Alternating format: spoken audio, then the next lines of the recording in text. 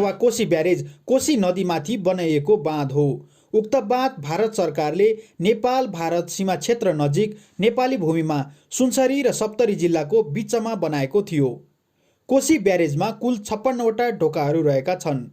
45 fit अग्लो ब्यारेजका ढोकाहरू 22 फिटसम्म खोल्न मिल्छ भने त्यस्तै सप्तकोशी नदीमाथि 1175 मिटर लामो पुल रहेको छ।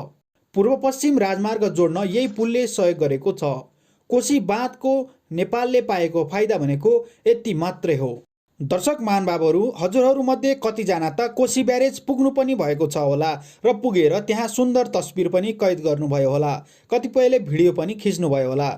तपाईँ हामी मध्ये कतिपयले माछा मारिरहेको हेरेर फर्क्यौँ होला भने कतिपयले नजिकै रहेको माछा बजारबाट कोशीको माछा भन्दै किनेर लगिरहेको पनि देख्नुभयो होला।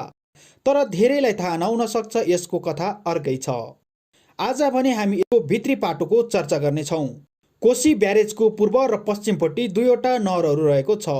भारतले पूर्वतर्फबाट 256 फिट उचाइको नहरबाट सिँचाइको लागि पानी लगेको छ। त्यस्तै पश्चिमतर्फको ढोका खोल्दा भने नेपाली भूभागमा पानी आउँछ।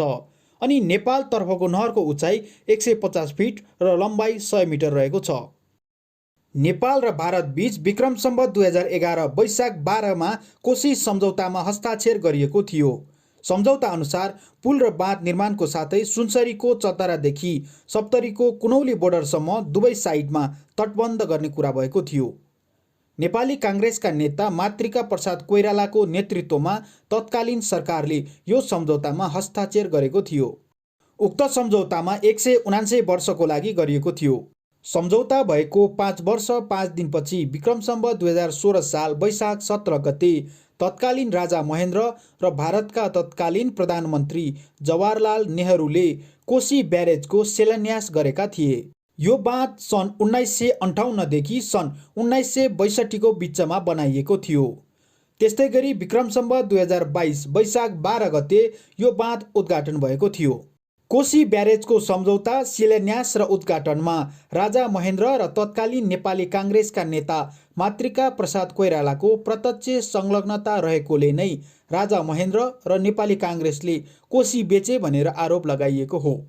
प्राकृतिक रूपमा कोशी नदी भारतीय भूमि बिहारको लागि दुःखको विषय भए पनि कोशी ब्यारेज बनेपछि कृत्रिम रूपमा यसको सम्पूर्ण दुःख नेपालीले बेहोर्दै आएका छन्। बर्खामा ब्यारेजका सबै ढोका खोल्ने हो भने सिङ्गो बिहार डुब्छ।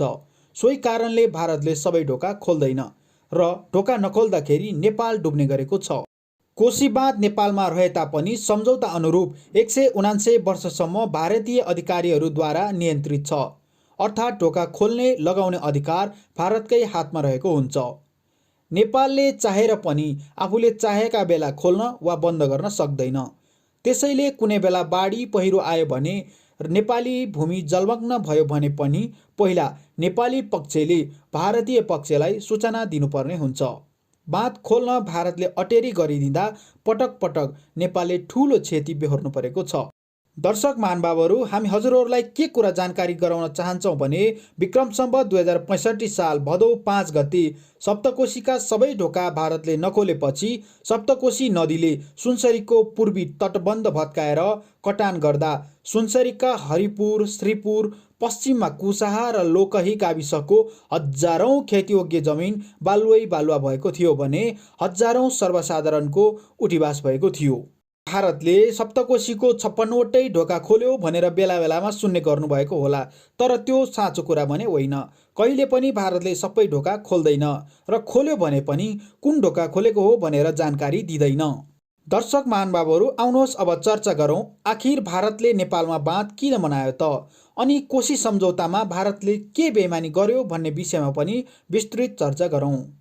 कोशी नदी बर्खायामको बेला निकै फराकिलो क्षेत्रमा फिजिएर बग्ने गर्दथ्यो, जसले गर्दा भारतको बिहारमा धेरै भूभाग डुबाउँथ्यो। कोशी नदीबाट हुने प्रकोपबाट बच्न भारतले आफ्नो दुनो सोझ्याएर नेपाली भूमिमा बाँध बनाएको हो। कोशी नदी नेपालको सबैभन्दा ठूलो नदी पनि हो। यसका सहायक नदीहरूमा अरुण, तमोर, सुनकोशी, भोटेकोशी, लिखु, तामाकोशी र इन्द्रावती पर्दछन्। 7वटा मुख्य सहायक नदीहरू मिलेर बनेको हुनाले नै यसलाई सप्तकोशी भनिन्छ।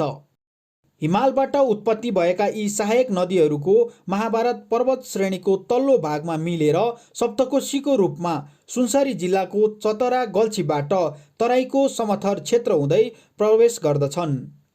बर्खायाममा बाढी आउँदा बिहारको धेरै जिल्ला डुबान हुने गरेको थियो।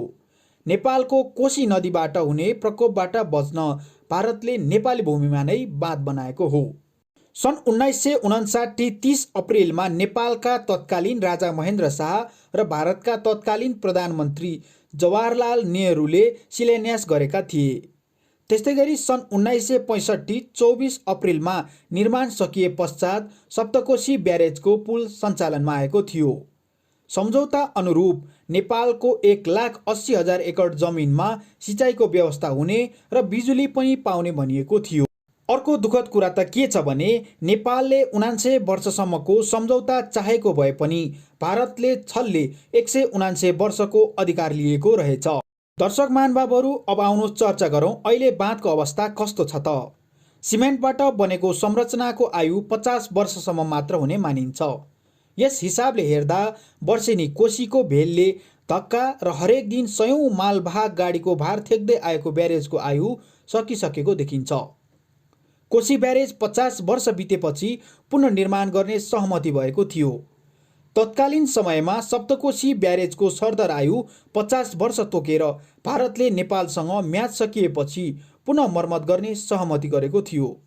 तर सप्तकोशी ब्यारेजको आयु सकिएर जीर्ण बन्दा समेत भारतले पुनर्निर्माण गर्नु त परै जाओस्, मर्मत समेत गरेको छैन। जीर्ण बनेको ब्यारेजले जुनसुकै बेला दुर्घटना निम्त्याउन सक्छ। कोशी ब्यारेजमा वर्षेनी आएर अड्किरहने बालुवा र अन्य विभिन्न चिजहरूले गर्दाखेरि ब्यारेजको उचाइ बस्तीभन्दा अग्लो हुँदै गइरहेको छ। भारतले आफू अनुकूल मात्र कोशी ब्यारेजको ढोका खोल्ने, समयमा मर्मत नगर्ने र बस्ती होचो भएकोले पानीको सतह बढेपछि बाढी आएको समयमा समेत सबै ढोका नखोल्ने गरेको कारण सुनसरी, सप्तरी र उदयपुर जिल्लाका खेतीयोग्य जमिन र मानव बस्तीमा क्षति पुर्याउँदै आएको छ। दर्शक महानुभावहरू, अब आउनुहोस् कुरा गरौँ अर्को दुःखद पक्षको। कोशी ब्यारेज निर्माण गर्दा कटान र डुबानमा परेका हजारौं बिघा जग्गा बाबतको मुआब्जा भारत सरकारले दिने सम्झौता विक्रम सम्वत 2011 वैशाख 12 नै भएको थियो। 66 वर्ष बितिसक्दा पनि भारत सरकारले ब्यारेज बनाउँदा विस्थापित भएका पीडितहरूसँग गरेको सम्झौता अझै पुरा गरेको छैन। साथै राज्यले समेत उनीहरूको लागि भारत सरकारसँग अधिकार दिलाउन पहल गरेको देखिँदैन। दर्शक महानुभावहरू, अब आउनुहोस् अन्तिममा चर्चा गरौँ रातो बत्तीको कथा। सप्तकोशी नदीमा रहेको कोशी ब्यारेजमा पानीको मात्रा बढेसँगै रातो बत्ती बाल्ने गरिन्छ। तपाईमध्ये कतिपय हामीलाई लाग्न सक्छ कि कोशी ब्यारेज बगाउन लागेपछि रातो बत्ती बाल्ने गरिन्छ, तर त्यस्तो होइन। 1,50,000 क्युसेक पानी ब्यारेजमा प्रति सेकेन्ड बग्न थालेपछि एउटा बत्ती बाल्ने गरिन्छ। त्यस्तै गरी 2 लाख क्युसेक पुगेपछि अर्को र 3 लाख क्युसेक पानी प्रति सेकेन्ड बग्न थालेपछि तेस्रो बत्ती बालिन्छ। बत्तीले सप्तकोशी नदीको जलस्तर मापन गर्छ। यो नियमित प्रक्रिया हो। सप्तकोशी नदीमा रहेको पानीको जलस्तर कुन अवस्थामा पुग्यो भनेर जनाउदिन बत्ती बाल्न गरिएको कोशी ब्यारेज कन्ट्रोल रुमले जनाएको छ। कन्ट्रोल रुमको अनुसार सप्तकोशी नदीमा पानी बढेर ब्यारेज बगाउन लागेको प्रतीकको रूपमा रातो बत्ती बालिएको